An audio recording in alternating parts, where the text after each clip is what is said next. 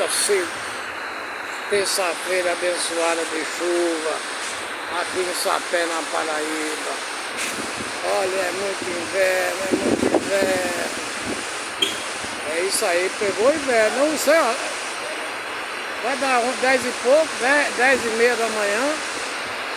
Eu quero ir pro centro, não sei se vão deixar eu chegar lá agora.